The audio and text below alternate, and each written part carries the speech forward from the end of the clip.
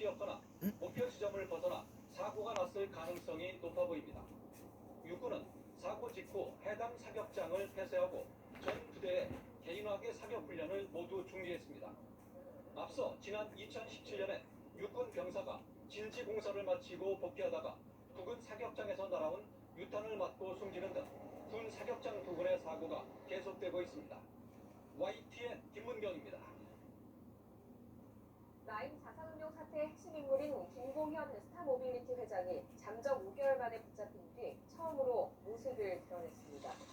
수원 남부경찰서 유치장에 입감해 있던 김 회장은 오늘 오전 수원역의 횡령사건 등을 조사받기 위해서 경기 남부지방경찰청으로 이송됐습니다. 이 과정에서 취재진 앞에 처음으로 모습을 드러낸 김 회장은 청와대 전 행정관에게 뇌물을 줬는지 피해자들에게 할 말이 없는지 등을 묻는 말엔 아무런 대답을 하지 않았습니다. 전주에서 실종됐던 30대 여성의 신이 발견된 가운데 피의자인 남성은 여전히 혐의를 부인하고 있습니다. 하지만 YTN 취재 결과 이 남성은 8년 전에도 비슷한 수법으로 여성을 상대로 범행을 저질렀던 것으로 드러났습니다. 당시에도 범행에 차량을 이용했고 재판이 끝날 때까지 혐의를 부인했습니다. 김민성 기자의 단독 보도입니다. 검은색 승용차 한 대가 길가에 멈춰섭니다. 모자를 쓴 여성이 차에서 내리려다 운전석 쪽을 쳐다보고는 다시 문을 닫습니다. 지난 14일 밤 실종됐다가 9일 만에 숨진 채 발견된 34살 A씨입니다. 이 영상처럼 피의자 31살 B씨가 자신의 차량에 A씨를 태워 이동한 모습은 여러 CCTV에 포착됐습니다. B씨는 경찰 조사에서 A씨를 차에 잠깐 태웠을 뿐이라며 여전히 혐의를 전면 부인하고 있습니다. 하지만 경찰은 숨진 A씨의 부검 결과를 토대로 B씨가 범행을 저지른 것으로 판단하고 있습니다. 부검 결과 얼굴에 타격이 있었다는 걸로 확인되고 목을 불러서 살해한 걸로 피해자는 인터넷 조각으로 조각빛이 많았기 때문에 운전 관계로 범행을 저지르지 않았다. YTN 취재 결과 B씨는 8년 전인 2012년에도 비슷한 수법으로 범행을 저지른 것으로 드러났습니다. 자신을 만나주지 않는 여성을 협박해 차에 태웠고 밤새 차를 몰고 다니며 놔주지 않았습니다. 당시에도 B씨는 끝까지 혐의를 부인했지만 재판에서 유죄 판결을 받았습니다. 죄목은 성폭행과 특수강등, 특수협박행위입니다. 그로부터 3년 뒤 B씨는 징역형의 집행유예 기간을 넘기지 못하고 집 근처 마트에서 수천만 원을 털다 벌미를 잡혔습니다. 그렇게 단기 실형을 받았고 애초 처벌받지 않은 형기까지 더해 수년간 수감됐다 풀려났습니다. 이번에 B씨를 강도 살인 혐의로 구속한 경찰은 숨진 여성의 시신을 찾은 만큼 자백이 없더라도 혐의를 입증하는 데 문제가 없을 것으로 보고 있습니다. YTN 김민성입니다. CNN 속보로 촉발된 김정은 북한 국무위원장의 건강 이상설. 우리 정부는 물론 미국과 중국의 부인에도 지금 나흘째 계속 이어지고 있습니다. 일각에서는 사망설까지 나오고 있지만 미국 트럼프 대통령 CNN 보도를 거듭 부정하면서 지금 원산 체류설에 무게가 실리고 있습니다. 왕선택 통일외교 전문기자의 보도입니다. 김정은 건강 이상설과 관련해 CNN 보도가 부정확하다는 트럼프 대통령의 발언은 이틀 전 모른다는 답변에 비해 단정적이고 구체적입니다. 부정확하다는 말은 트럼프 대통령 자신은 정확한 정보를 알고 있음을 전제한다는 점에서 주목 대상입니다. 특히 CNN 보도가 과거 문서를 이용했다고 지목한 것은 미국 정보당국이 해당 정보에 대한 분석과 판단 절차를 마무리했음을 반영한 것으로 해석됩니다. I think the report was incorrect. Let me just put it that way. I think the report was done by a network that was incorrect. I'm hearing they used old documents. CNN 보도를 전후해서 미국에서 의사 또는 중태라는 표현이 등장한 것을 보면 문제의 과거 문서는 지난 2014년 허위 정보로 드러난 이른바 김정은 뇌사설로 추정됩니다. 이와 관련해 김정은 위원장이 원산에 체류하고 있다는 국내 언론이나 일본 언론 보도는 신빙성이 높은 것으로 평가됩니다. 원산 체류설은 지난 21일 김 위원장 중태설이 급속도로 확산하자 이를 막기 위해 우리 정부 관계자가 김 위원장이 정상적인 활동을 하고 있다면서 노출한 민감한 정보사항 가운데 일부입니다. 그렇지만 원산 체류 이후로 코로나19와 관련한 격리 차원이란 일본 매체 보도는 근거가 모호한 것으로 보입니다. 북한 고위 간부들이 평양에서 마스크를 쓰지 않고 정상적인 활동을 하고 있기 때문입니다. 한편 중국 고위 인사 언급이라면서 김정은 위원장이 사실상 사망했다는 주장도 나왔습니다. 그러나 지난 21일 중국 공산당 대외연락부 관계자는 김 위원장이 위독하지 않은 것으로 안다고 발언한 것과 충돌한다는 점에서 신빙성이 떨어지는 것으로 평가됩니다. YTN 왕선택입니다. 한미 군 당국이 지난해 연기했던 연합 공중훈련을 이번 주 전격적으로 실시했습니다. 김 위원장 건강 이상설과 맞물려서 여러 추측을 불렀지만 군 당국은 연례적인 훈련일 뿐이라면서 선을 그었습니다. 임성호 기자의 보도입니다. 우리 공군과 주한미군 공군이 이번 주 전격적으로 대대급 규모의 연합 공중훈련을 했습니다. 우리 공군에선 F-15K와 KF-16 전투기들이, 이 공군에서는 한반도 주둔 중인 F-16 전투기 등이 참가했습니다. 해외 주둔 중인 미국의 전략 폭격기 등은 이번에는 전개되지 않았습니다. 대대급 이상 연합 공중훈련이 열린 건 2년 만입니다. 앞서 한미 군 당국은 지난 2018년 대규모 공중훈련인 비질런트 에이스를 유예했고 지난해에도 연합훈련을 시행하지 않았습니다. 북미 비핵화 협상을 뒷받침한다는 이유였습니다. 연기된 훈련이 언제 다시 시작될 것인가 하는 부분은 앞으로 진행되는 사안을 보면서 한미 간에 긴밀하게 협조하면서 결정하는 예정입니다. We encourage the DPRK to demonstrate the same goodwill as it considers decisions on conducting training, exercises, and testing. 하지만 북한은 올해 들어 5차례나 발사체를 쏘아 올리면서 한반도의 군사적 긴장도를 높였습니다. 여기에 북미 비핵화 협상도 멈춘 만큼 연합훈련을 더는 미룰 수 없다고 한미 군 당국이 판단한 것으로 보입니다. 군 당국도 이번 연합훈련은 한미 동맹의 연합작전 수행 능력을 향상하기 위한 연례적이고 통상적인 훈련이라고 설명했습니다. 군은 또 이번 훈련은 올해 초에 계획한 것이라며 최근 불거진 김정은 위원장 건강 이상설과는 관련이 없다고 거듭 강조했습니다. YTN 임성호입니다. 건강하다면 김정은 위원장은 왜 모습을 드러내고 있지 않는 걸까요? 폐쇄적인 북한의 속내를 알기는 사실 쉽지가 않습니다. 그런데 YTN 데이터 저널리스트 팀이 올해 보도된 노동신문 기사들을 정밀 분석해봤더니 미묘한 변화와 함께 북한 체제의 속내를 감지할 수 있었습니다.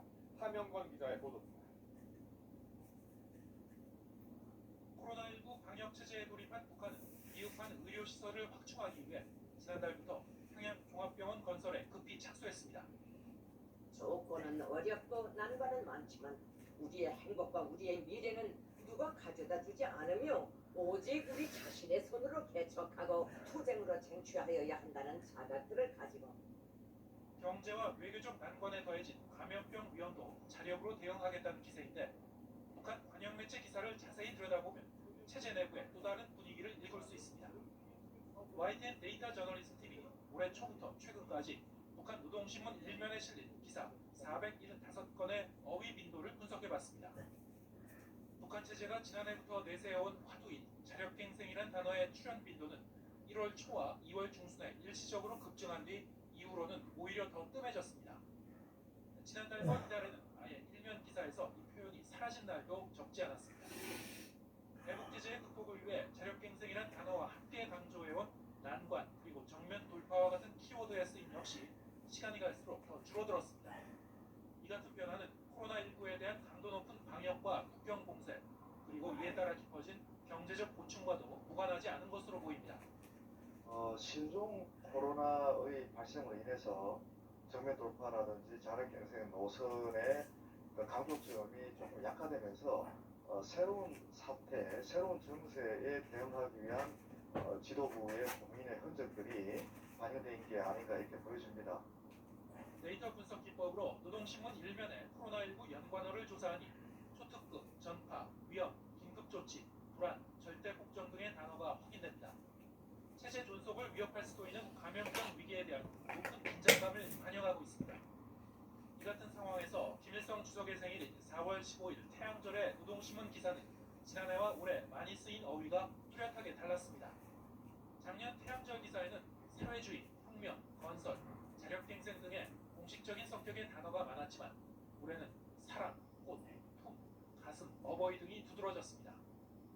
자력갱생과 건설 같은 어휘는 지난해보다 사용 횟수가 확연히 줄어들고 어버이, 가슴, 꽃은 2배 정도 많이 썼습니다. 정작 생일의 주인공인 김일성이란 이름은 작년보다 덜 사용하고 김정은 위원장을 지칭할 때도 쓰는 어버이란 단어는 더 적극적으로 쓴 셈입니다. 문맥을 보면 아이들을 가슴에 안아주는 어버이의 사랑에 최고 지도자를 빗대어 우상화하거나 꽃이 만발한 봄 풍경을 묘사하는 감성적인 표현을 구사했습니다. 이 같은 변화의 배경에는 김정은 위원장의 여동생 김여정 노동당 제1부부장이 있었을 것이란 의견이 나옵니다. 올해 들어서 북한 노동신문에 감성적인 표현이 많이 등장을 하고 어버이품이라든가 그런 표현이 많이 등장하는 것도 김여정의 영향력 확대와 관련이 있을 것으로 추정이 됩니다. 김여정 제1부부장은 선전선동부 업무를 넘어 최근에는 당 인사 등을 총괄하는 조직 지도부에도 관여하며 관영 매체와 전반적인 당 정책에도 깊숙이 영향력을 행사하는 것으로 관측되고 있습니다. YTN 함영건입니다. 정부는 김 위원장 건강 이상설을 주시하면서도 다음 주 판문점 선언 2주 전을 맞아 남북 협력에 재시동을 걸기로 했습니다. 이산가족 대면 상봉을 추진하고 한동안 중단됐던 6.15 공동 행사도 추진할 계획입니다. 하윤현 기자의 보도입니다. 정부가 올해 남북관계 발전 기본 계획을 수립하고 남북관계 개선을 위해 각종 공동 행사와 사회문화 협력 사업을 재개하기로 했습니다. 눈에 띄는 대목은 이산가족 상봉입니다. 지난 2018년 평양 공동선언으로 이산상봉 정례화와 상설 명예서 복구가 가시화하는 줄 알았지만 이후 남북관계가 소원해지며 작년에는 상봉 행사가 단 한 차례도 열리지 못했습니다. 정부는 이산상봉 20주년인 올해 대면 상봉을 추진하고 만약 코로나19로 인해 여의치 않다면 화상상봉과 영상편지 교환이라도 적극 추진한다는 방침입니다. 화상상봉과 영상편지 교환과 관련돼서는 저희 내부적으로 준비를 많이 했습니다. 대북제재 면제도 확보하고 장비를 구입하고 국내 화상상봉장을 개보수하는 등 내부 준비가 마무리된 상황입니다. 여건이 되는 대로 남북 간 협의를 통해 구체화해 나갈 예정입니다. 또 마찬가지로 20주년을 맞는 6.15 남북 공동선언 계기에는 민간단체와 협력해 남북 간 공동행사를 추진할 예정입니다. 지난 2001년부터 2008년까지는 남북이 공동으로 개최했지만 이후에는 매년 따로 경축해왔기 때문입니다. 그 밖에도 최근 남북 교류협력 사업으로 지정된 국해 북부선 등 철도 도로 연결과 함께 북한 개별 관광, 북측 거절로 무산됐던 개성공단 자산점검 등도 단계적으로 추진해 나갈 계획입니다. 다만 북측이 코로나19와 내부 상황 등으로 인해 여전히 우리 측 제안에 소극적으로 대응하거나 공급 부담일 가능성도 있습니다. 정부는 그간 북측의 대화 의지를 지속적으로 표명해온 만큼 대북 제재 상황과 북한의 호응 가능성 등을 종합적으로 고려하면서 대북 접촉을 시도할 것으로 보입니다. YTN 황혜경입니다.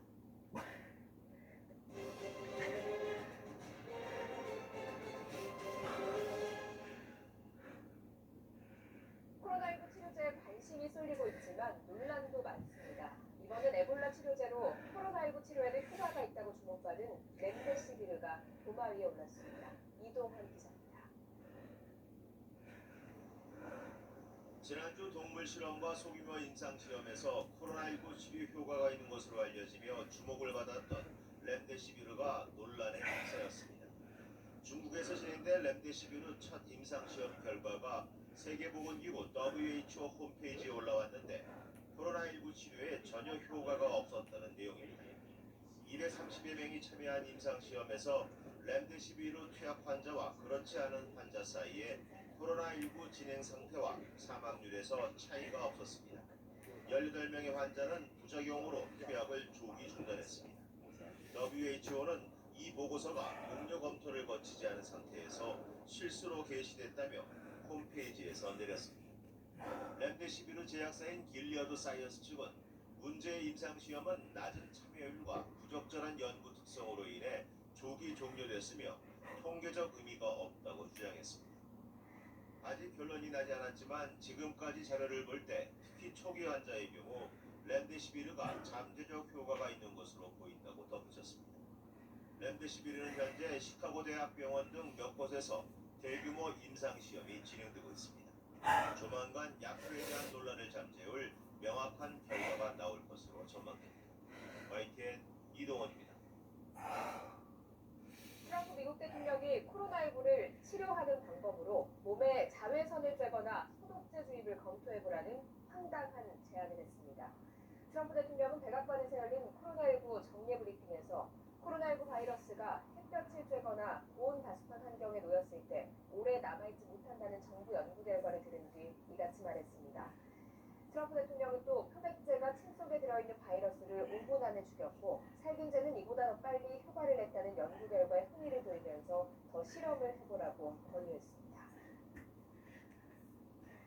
국내에서도 범정부 지원단을 꾸려 치료제와 백신 개발에 속도를 내기 시작했습니다. 오늘 열린 첫 회의에선 임상시험의 우선순위를 조정하고 연구 심의 절차와 기간도 대폭 줄이기로 했습니다. 이성규 기자입니다. 정부는 지난 9일 코로나19의 완전한 극복을 위해 치료제와 백신 개발을 선언했습니다. 치료제와 백신은 코로나19의 완전한 극복을 위해 반드시 넘어야 할 산입니다.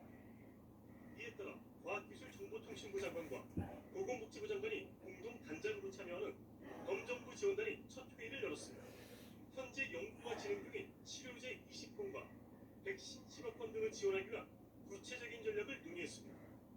우선 코로나19 치료제와 백신 개발에 임상시험 우선순위를 두기로 했습니다.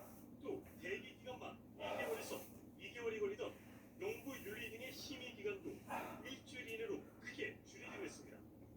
한정된 국내 연구 자원을 효과적으로 사용하여 연구 개발의 성과를 내기 위해서는 투자 우선순위 등 전략적 접근이 중요하며 이를 위해 전문가분들의 지혜를 모아야 할 것입니다.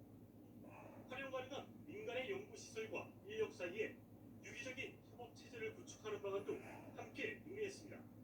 연구 인프라 서비스와 기업의 애로사항 해결을 지원하는 연구 개발 지원 협의체 운영에 이르기까지 R&D 전반에 걸쳐 코로나19에 대응할 수 있는 전략과 방법을 찾는 데 전념하고 있습니다. 특히 치료제와 백신에 필요한 구체적인 예산 지원과 투자 계획 등도 함께 검토했습니다. 정부는 치료제와 백신 개발 외에 방역 물품 개발과 생산 등 범정부 차원의 감염병 대책 로드맵도 6월 초까지 완성해 공개할 방침입니다. YTN 사이언스 이성입니다.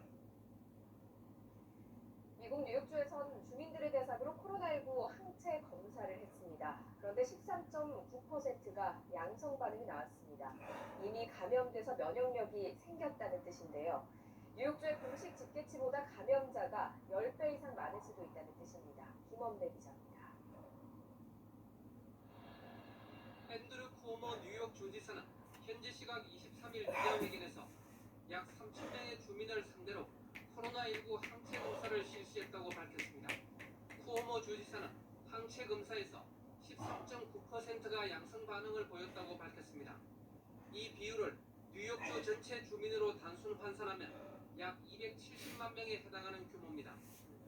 이는 공식 집계치인 26만여 명의 10배에 달하는 규모입니다. 정상이 없거나 가벼운 수준이어서 통계에 잡히지 않는 감염 사례가 절대적으로 많다는 것을 의미합니다. 13% of the population, about 2.7 million people who have been infected. If you look at what we have now as a death total, which is 15,500, that would be about 0.5% death rate. 뉴욕시 주민을 대상으로 한 항체 검사의 양성 비율은 21%로 뉴욕주 전체보다 더 높았습니다. 쿠오모 뉴욕 주지사는 물품을 구매하기 위해 밖으로 나온 주민들을 무작위로 검사한 것이라고 설명했습니다. 이번 항체 검사 결과는 일종의 예비 단계 성격의 조사여서 단순히 확대 해석하기는 어려운 측면이 있습니다. 그러나 실제 감염 규모는 현재까지 확인된 수치를 훨씬 뛰어넘을 수 있다는 의미여서 주목됩니다. 보스턴의 노스이스턴 대학 연구진도 뉴욕시에서 처음 코로나19 확진자가 발생한 지난달 1일에 이미 10,000명에 가까운 뉴욕 시민이 감염됐을 것으로 추정된다고 분석했습니다. YTN 김원배입니다.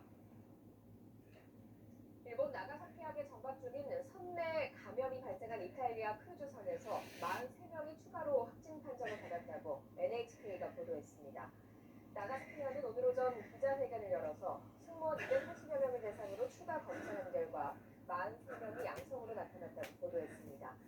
이 크루즈선에서는 지난 20일 첫 감염자가 나온 이후 지금까지 승무원 1명이 확진 판정을 받았습니다. 여행객을 상대로 사기 행각을 벌인 여행 가이드가 경찰에 붙잡혔다가 필리핀으로 도망가는 일이 벌어졌습니다. 피해자가 직접 외부에서 붙잡아 경찰 앞에 끌고 왔는데 경찰은 출국 금지조차 하지 않았습니다. 김다현 기자의 보도입니다. 4년 전 말레이시아 여행을 다녀온 김지훈 씨 부부는 현지 한국인 가이드 A씨와 친밀해졌습니다. 지난 2018년 렌터카 살 돈을 보내주면 매달 이용료를 주겠다는 제안을 받았는데 마침 아이를 유학 보낼 계획도 있던 터라 현지 생활비로 쓸 수 있겠다 싶어 4,100만 원을 보냈습니다. 자기 운영하는 여행사에 차를 금액에서 지입을 해야 자기가 매달 이용료를 150에서 200만 원씩 보내주겠다. 그러나 입금은 단 한 차례도 되지 않았습니다. 김 씨 부부만 피해를 본 게 아니었습니다. 비슷한 수법으로 당한 사람이 최소 4명, 피해액은 1억 원에 가깝습니다. 피해자가 해외에 있다는 이유로 수사가 좀처럼 진척되지 않자 김지훈 씨는 말레이시아에 직접 건너가 회유 끝에 A씨를 지난달 2일 한국에 데려왔습니다. 수년 전 다른 사기 사건으로도 고소당했던 가이드 A씨는 공항에서 체포됐습니다.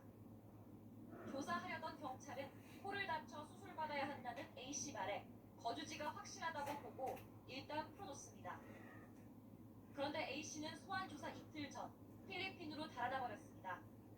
너무 화가 나더라고요. 26만 원 정도 저희가 저희 합의로 해서 티켓팅까지 해서 데리고 왔어요. 그런데 그런 범죄자가 확실한 주거지와 확실한 연락처가 있다고 다시 내보내니까. 이에 대해 경찰은 불구속 수사 원칙에 따라 피의자를 풀어준 것이고 사기 사건은 통상적으로 출국 금지를 하지 않는다고 해명했습니다. 피고 행위는 다그리 하는 게 아니거든요. 사전에 인도를 받아가지고 조사를 다 받고 검사 지휘받아가 계속 사안이 아니라 석방을 했어요. 하지만 사안이 경미하더라도 관련 전과가 있었다면 강제 수사를 검토했어야 한다는 비판이 나옵니다. 적극적인 출국 금지가 이루어지지 않는 경우도 많이 있죠. 다만 체포영장이 발부된 이후에는 조주의 가능성에 대해서 조금 더 꼼꼼하게 검토를 할 필요가 있었던 것은 아니겠습니까? 피해자가 데려온 피의자를 수사기관이 눈앞에서 놓쳐버린 셈인데 경찰은 체포영장을 발부받아 A씨의 여권을 무효화하고 행적을 쫓고 있습니다. YTN 김다현입니다. 한미 정상통화 기밀을 유출한 혐의를 받고 있는 강효상 미래통합당 의원이 첫 재판에서 혐의를 전면 부인했습니다. 서울중앙지방법원은 오늘 외교상 기밀 누설 등의 혐의를 받는 강 의원과 강 의원에게 통화 내용을 전달한 혐의를 받는 전직 외교관의 첫 공판기일을 열었습니다. 재판에서 강 의원 측은 해당 외교관에게 그런 통화 내용이 있는지 몰랐고 요구한 적도 없다며 혐의를 부인했습니다. 또 이 사건 관련 공표 내용은 이미 언론 기사를 통해 알려진 내용이라 비밀이라고 볼 수 없다고 덧붙였습니다. 경기도 한 모텔에서 30대 남성이 마취제를 투약한 채 숨진 이른바 부천 링거 사망 사건과 관련해서 피해자의 여자친구가 살인 혐의로 중형을 선고받았습니다. 인천지방법원 부천지원은 살인 등의 혐의로 구속 기소된 전직 간호조무사 32살 A씨에게 징역 30년을 선고했습니다. 한국인 4명 등이 눈사태로 실종된 네팔 안나푸르나 사고 현장에서 한국인 일행과 동행했던 네팔인 가이드의 시신이 발견됐습니다. 네팔 주재 한국 대사관 등은 현지 시각으로 22일 사고 현장 인근 마을 주민들이 네팔 가이드 한 명의 시신을 발견했다고 전했습니다. 또 한국인 실종된 것으로 보이는 가방 등 유류품도 발견된 것으로 알려졌습니다. 지난해 광주법원에 출석한 전두환 씨가 반성과 사과는커녕 도리어 버럭 화를 내 시민들의 공분을 샀는데요. 5.18 40주기를 3주 앞둔 오는 27일 또다시 광주 법원에 출석하게 됐습니다. 시민들은 무릎 꿇은 전두환 동상을 법원 앞에 설치해 엄벌을 촉구할 계획입니다. 나현호 기자의 보도. 시민들이 줄지어 신분증을 내고 번호표를 받아갑니다. 오는 27일에 열릴 전두환 씨 사자 명예훼손 사건 재판 방청권을 얻기 위해서입니다.